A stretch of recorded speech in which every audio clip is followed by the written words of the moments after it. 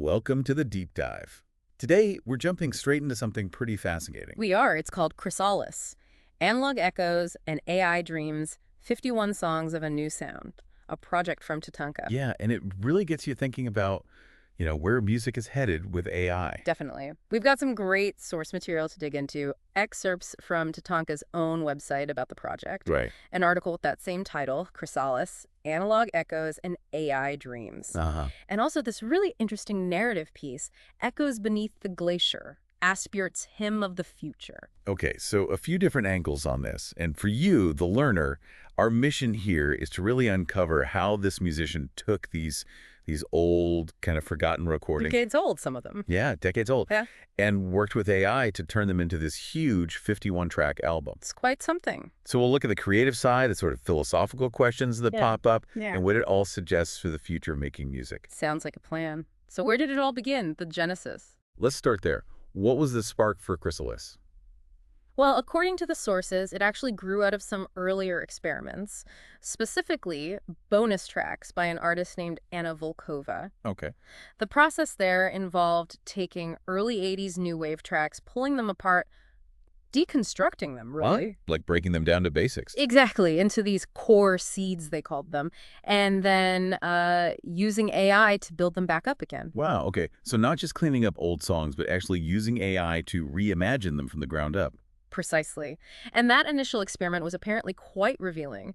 It showed the potential for AI to generate unexpected creative paths. I bet. So that led to more. It did. It inspired what they called the Adaptations Project. And here, the human artists stepped back even further. Okay. The AI got even more creative freedom, more of the, let's say, generative heavy lifting. Right. So the AI is doing more of the composing based on those initial seeds. That's the idea. And that whole experience is what really lit the fuse for the main Chrysalis project. Ah, okay. So Chrysalis itself took it another step further.